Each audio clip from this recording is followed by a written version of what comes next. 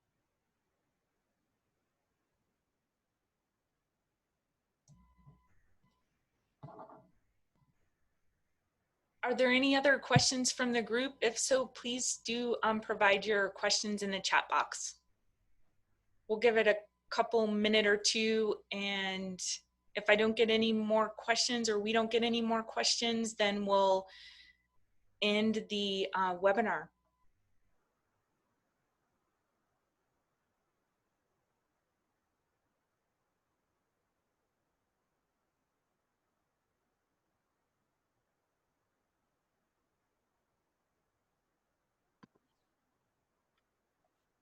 Hey, Crystal, it's Lauren again. I just wanted to say thank you very much for this.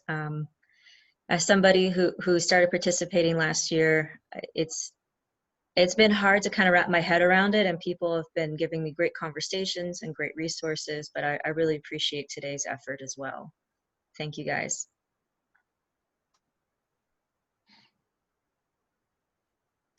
Thank you so much, Lauren. I certainly appreciate that. And thank you, Noe and Patty and Russ for helping put this together.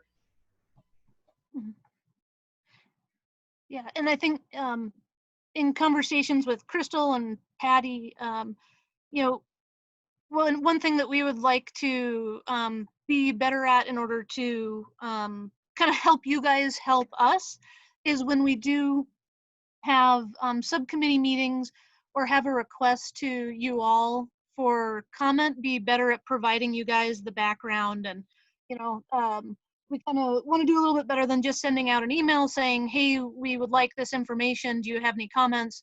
I think we'd like to take a little bit more time, provide a little bit more background on whatever the program or the issue is, so that you can kind of give us, you know, fully informed comments and just make sure you guys are comfortable with making sure that you've got the information that you need. So I think I speak for probably both Crystal and myself when we say that we'll be trying to do that moving forward. Hey, this is Laura Quattrini with Bird Conservancy. Years ago, I remember seeing some spreadsheets that were developed by local conservation districts on what the top priorities were for their respective areas. And I wonder if doing something like that again would assist this group in helping us focus our efforts.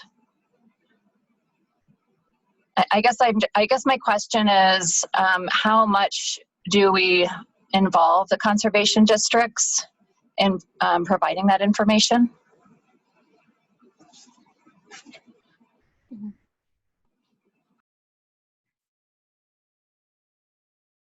Crystal, do you want me to talk about the local work groups a little bit? Yeah, if you wouldn't mind, I can speak a little bit to how it works within programs, but if you could talk about it at the local level, that would be super helpful. Yeah. So Laura, the districts are still doing those meetings where they're developing those priorities. They're doing them, you know, once a year. You know, every district is supposed to be sending out kind of a notice of a meeting for the districts that are less active. Our resource team leaders or district conservationists kind of try to spur them along a little bit. Realistically, how far that meeting information gets distributed is, you know, it really just varies from geography to geography and from district to district. But that mechanism is still there. And theoretically, you know, at those meetings, you know, partners like Bird Conservancy, you know, Parks and Wildlife, you know, the different kind of commodity groups, anyone that's active in conservation or ag in those areas would be invited to those, and those are open to the public. So it might be something that maybe we could talk to Jean and our program staff a little bit more about, maybe trying to compile some way when those meetings are and maybe send that out to this list of folks, if that would be at all possible. So if there is a specific district or a specific geography that people would like to participate in those work groups, that you're getting that information and getting it in a more timely manner. I guess just part two would be, you know, yeah, we definitely want to be working with our districts. They've been kind of a core partner with NRCS for years and years and years.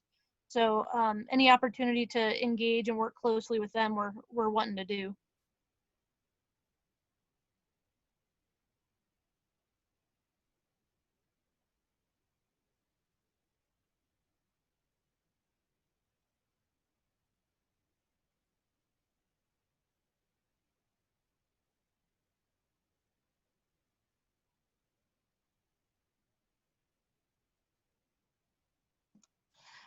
Crystal, there was a question from Matt Smith. What would you like to see more of out of this committee?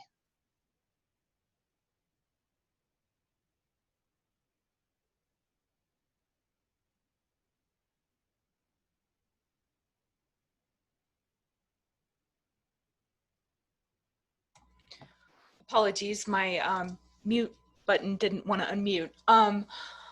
At this point, I am new to the agency, and so for me, it's really just getting to know everyone. What I would like to see is just, you know, how we team together and identify priorities of the group, bring things forward. I would like to see more consistency, increased communication, and then from my role as a state biologist, I'd like to try to give you a little bit more time when we are asking for a big heavy lift in terms of your workload. Again, sometimes it's the drum beats at a higher level, and so I try and do due diligence to give folks at least enough time and not just an hour turnaround time. But that's what I would like to see, is us collaborating more, getting to know each other more. I know in these times of COVID, we'll be doing things a little bit more virtual right now.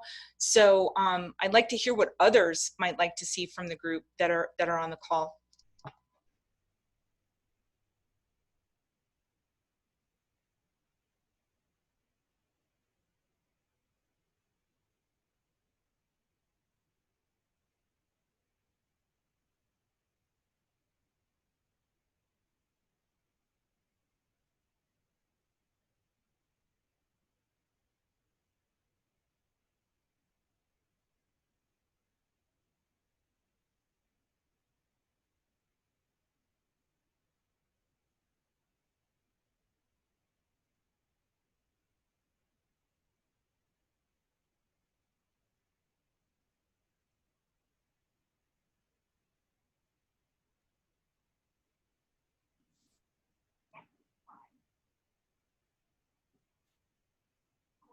Hey, Crystal, this is Gene. Can you hear me? Hi, Jean. Yes, yes, I can hear you. All right. The deathly silence was killing me. What I would like to see out of the wildlife subcommittee is looking at some of the issues that we've had, you know, some of the things that are going on out in the field right now. I mean, the Working Land for Wildlife thing is a big part right now of what this committee is going to really have to assist with and kind of moving that forward, even though I know it's a very short timeline, but that is what I hopefully can gain from this committee, or what this committee can provide to me as the acting. You know, looking at other things that we have going on, what kind of improvements could you see in conservation programs, EQIP rankings? I know that's a tough subject. You know, you're making recommendations, and it goes back to the way Colorado has a lot of this stuff set up. But are there things that we can do differently to try and, you know, do a better job towards the wildlife community? You know, whether it's going species specific or going back to an ecological basis for an area. You know, what, identifying what would be best in certain areas. You know, kind of going, what actually is the better, you know, use of things. You know, when we look on an ecological basis, do we need to be looking at what the soil's limitations are? Do we need to look at what the limitations are for the species? You know, what kind of things do we need to be looking at to make it more effective for, you know, having an impact on wildlife in general? I mean, I know we have the biological opinions and stuff that we need to follow, but we also have a lot of other things that we can do, you know, that can provide some opportunities there. You know, looking at the biological opinions, okay, that can be a blueprint, but what can we do beyond that then? And so those are the kinds of things I would hope to be able to see coming from this committee. Hopefully that makes sense.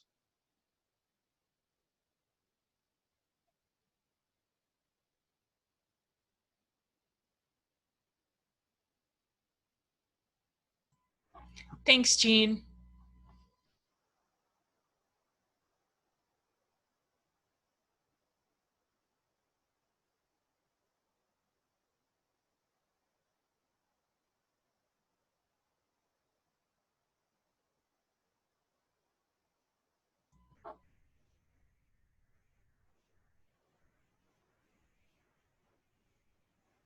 Okay, if no one else has any other questions, I'm going to end the session. Again, thank you everyone for taking time out of your busy schedules to participate.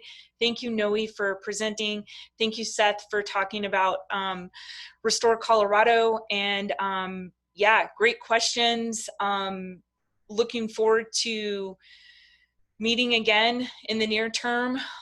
Maybe we can get a doodle to pull out afterwards. And folks can or they can provide it in the comments that we have a post-meeting evaluation survey, and I'll send this out in the email. If folks wouldn't mind taking a minute or two and giving us a little bit of feedback, and if there are any other topics that you would like us to present on in the future, please do fill it out. I think there's 5 questions. It should take you no more than 1 or 2 minutes. Longer if you have more to comment on. With all of that, thank you, and we'll be in touch. Have a good day.